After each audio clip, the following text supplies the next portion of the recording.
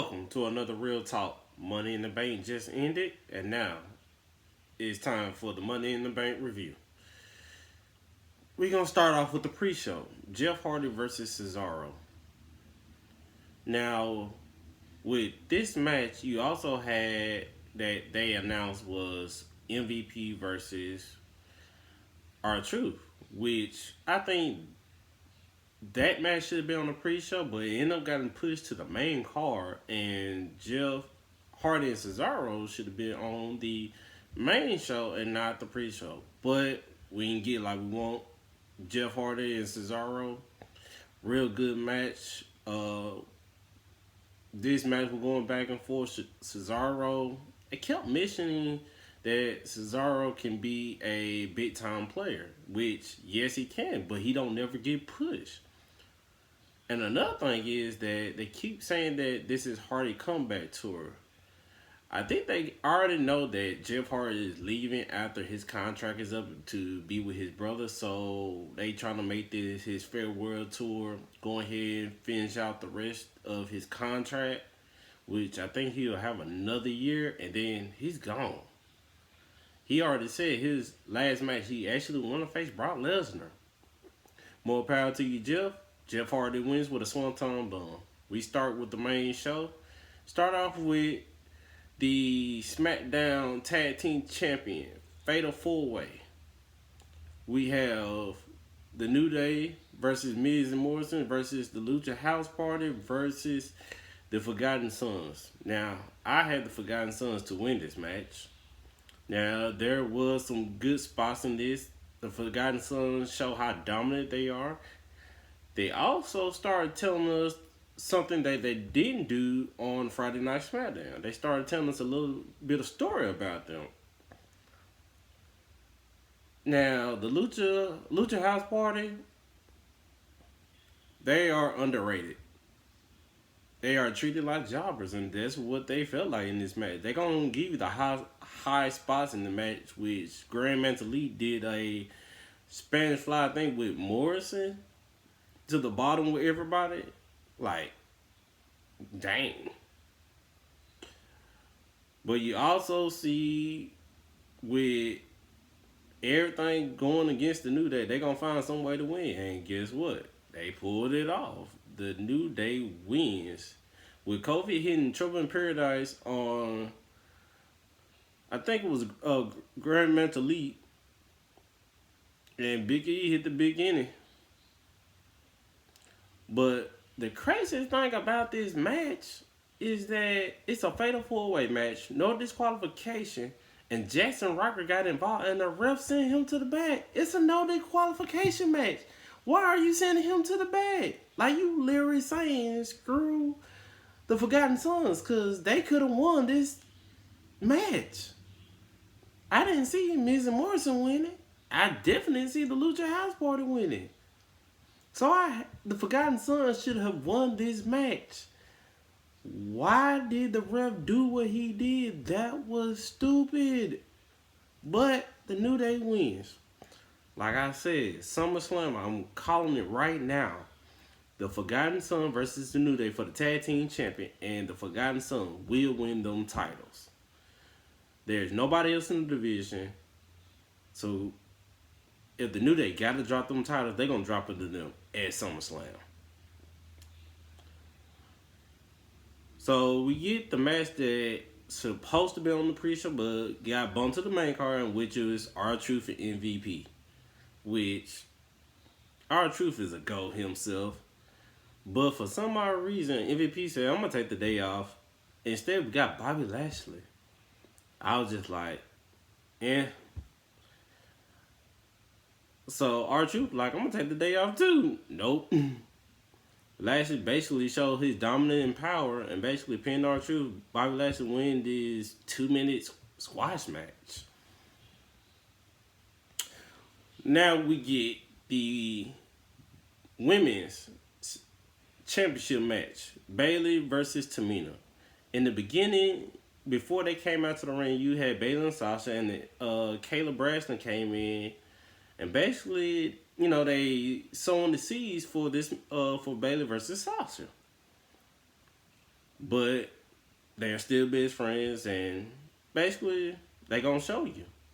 Tamina basically showed her power and strength in this match, which says a lot about her because we hardly see her wrestle because every time she wrestles, she mostly is injured. Also, Bailey shows you why she is a good heel right now. Always mocking Michael Cole, doing commentary, trying to tell him what to do. So we also see how Bailey can basically make somebody else look good, and she made Tamina look good, which I kind of was still feeling kind of bored with this match. Honestly, I was just like, it's Tamina. It's like nobody else in the division, and Bailey made her look good, but because you had Tamina going for a super kick, Bailey countered with a knee bar. Bailey tried to hit her with a Samoan drop, but ended up falling flat on her face, and Tamina fell on her. But Tamina started hitting super kicks and ended up failing. Sasha got in the way. Like I said, Sasha was going to be the key factor in this match, and Sasha played her role. And at the end, Tamina got jumped. And for some odd reason, is it me or did we have a wardrobe malfunction with Sasha?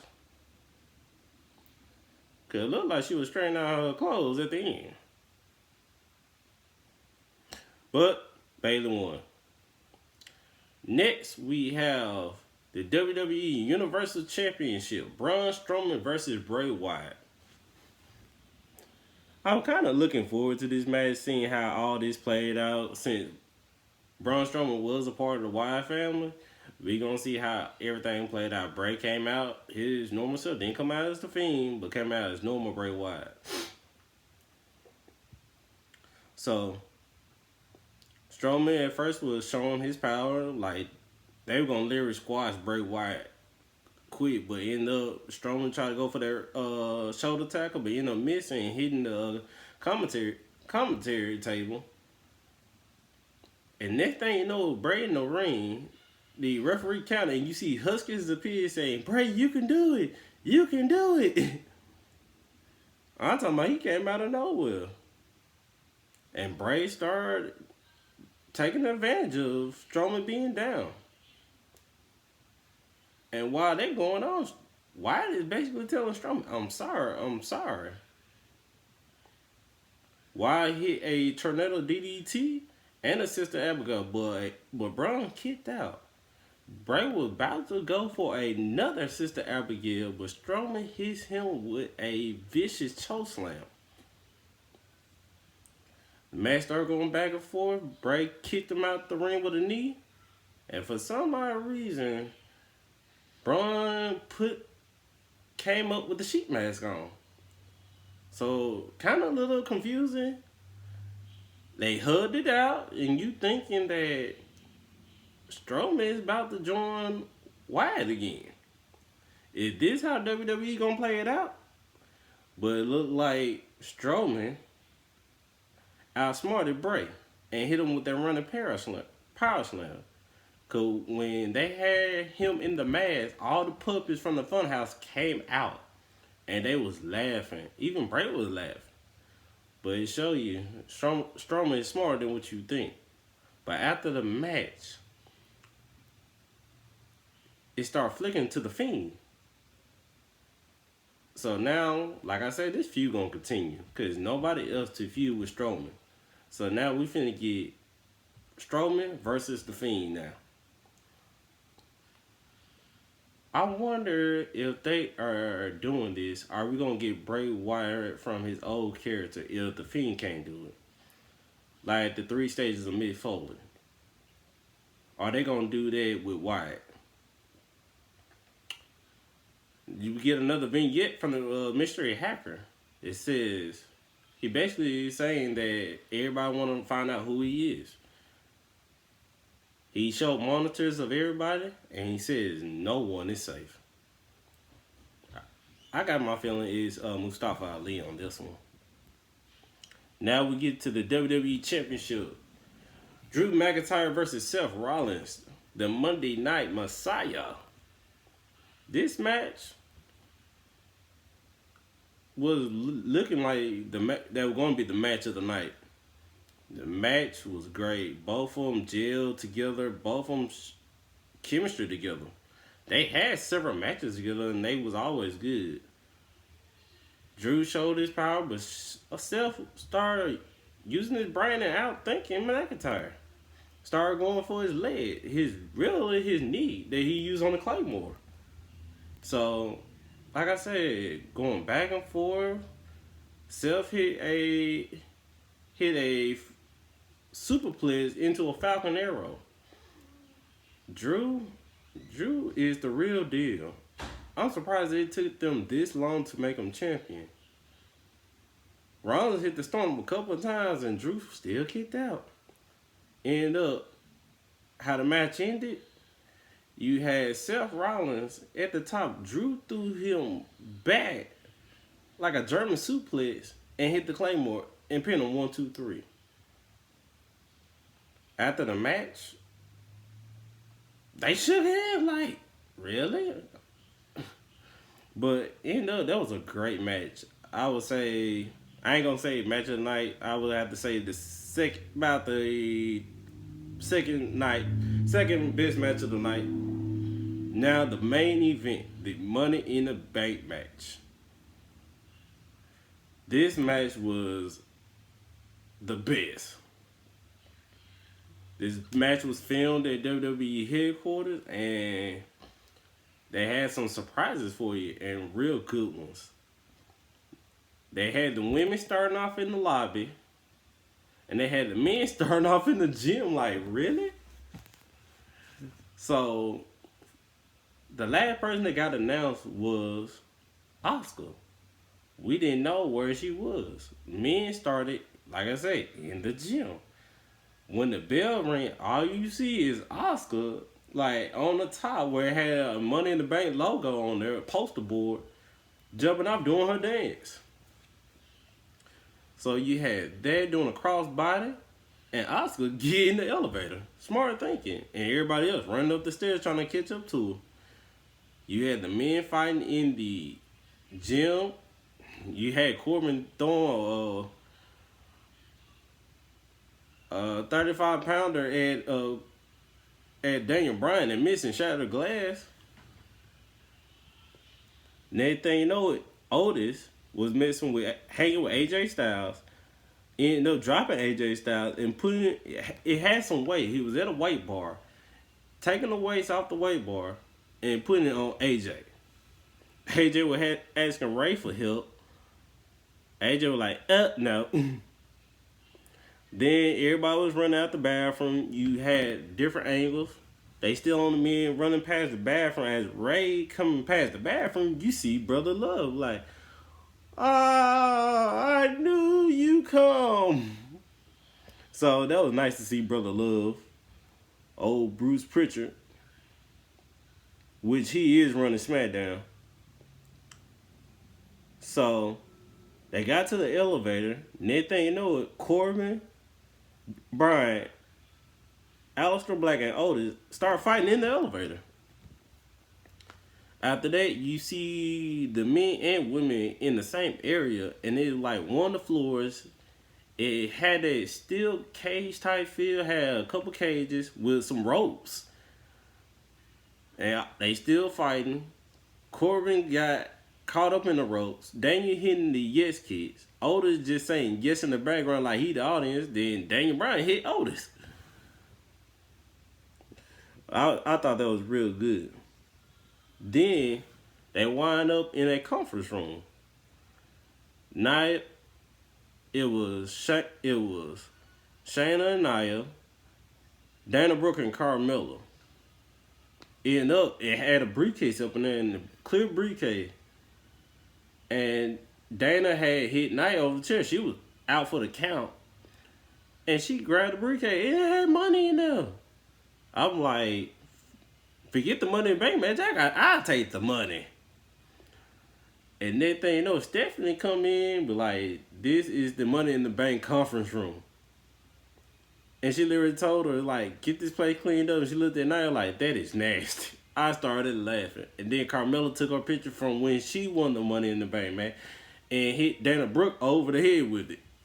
So, like I said, real good. So we go from there to Lacey Anthony after Carmella leaving out, hit the women's right on her and lay her flat on her butt. So we see AJ looking for Rey Mysterio. Like, where are you, Rey? Where are you, Rey? In the hallway, you see his mask with his eyes. So different walls had his eyes. And next thing you know, he start trying to open doors. Doors were locked. Doors were locked. He opened one door. Before he get to that door, it was a big picture of The Undertaker from WrestleMania 30, I want to say 34, 33, when he faced Roman Reigns. Had a big picture with him doing his entrance. And it started flashing back from the Boneyard match. So that happened. He still looked for Rey. Then he went in one room, actually opened up, and there's a casket, blue light, and he started reliving that Boneyard match. So next thing you know it, Aleister Black kicked him in the room and literally closed the door. AJ started freaking out. So now they get to almost close to the top floor. Heyman is sitting down, eating. Remind you, we done seen Brother Love, Stephanie already. So next thing you know, somebody hit Paul Heyman with some food, wind up hitting Otis. Otis started declaring a food fight. So you had a food fight going on. Shayna Baszler ended up putting Rey Mysterio in the Cutie Feud clutch. And it just got plumb crazy. And we had a stare down with Otis and Nia, like, yeah, let's go. Nia, she ain't scared to go with the men, but both of them went their separate ways. Otis wind up in the cafeteria, seeing a nice pie, and next thing you know it, Big Johnny come up hollering people power and got hit over the pie in a white suit. Like, really, Johnny, you gonna wear a white suit around Otis? Real smart. Now AJ and Bryan is fighting. Where they fighting at wind up to be Vince's office. And Vince look at them like, get out. They ain't say nothing like, and then start straightening up the chairs. Like, okay, let's clean up our little mess that we did make. All right, boss, we got on there. Vince start wiping his out with antibacterial soap. And AJ said, you was a coward. But Braun was like, you straightened out the chairs? I'm like, yeah. And started a bad fight. And then they know Corbin jumped in and they started fighting in the conference room of WWE headquarters where they usually have their meetings at. So they finally made it to the roof. Only people that I normally saw was Asuka, Lacey Anthony, and Nia Jax. And I knew Nia Jax wasn't going to win because I had Lacey to win. But end up, Lacey didn't come out with the briefcase. End up, Asuka got her hands on the women's Money in the Bank briefcase, and she is your 2020 Women Money in the Bank winner. They had a stunt where Corbin was trying to move Asuka out the way. Asuka slapped him, and basically fell Asuka to the briefcase. So now all we have left is the men. So we have Otis trying to climb the ladder again. Still breaking the ladder. And then thing you know, Otis got hit with the black mask from Black out of nowhere. Ray got thrown over somehow. So we didn't see Ray in the match anymore. So towards the end, AJ and Daniel Bryan were going at it. Corbin and Otis pulling them out. They still fighting. Next thing you know, we had AJ and Corbin on the top of the ladder fighting out who's going to get the briefcase. Out of nowhere, Elias come out, smack Baron Corbin with the guitar. Because AJ and Corbin had the briefcase. End up AJ fumbled it, basically tossed it up and wind up in Otis' hands. So Otis now is the Money in the Bank winner. And Otis like, oh yeah. AJ like, really? Really? But I would have to say this had to be one of the best match of the night. It stole the show. It basically saved the show, in my opinion. And another question is, where was Shayna Baszler at on the roof? Where was she at? Because you had people thinking she was going to win. With her not winning, another talent from NXT getting wasted. What can we say? Like, Shayna should be women's champ right now. What are they gonna do with Shayna? Shayna, you can literally say now it's buried. Like, it don't make no sense for Shayna to be that talented and getting buried like that. But that was your Money in the Bank review. Real good show. Money in the Bank match saved it. If you like the video. Subscribe to the channel. Share with your friends. Follow me on Twitter. Follow me on Podbean. Follow the Facebook group at Real Talk CH. And this has been another Real Talk. Talk to you later.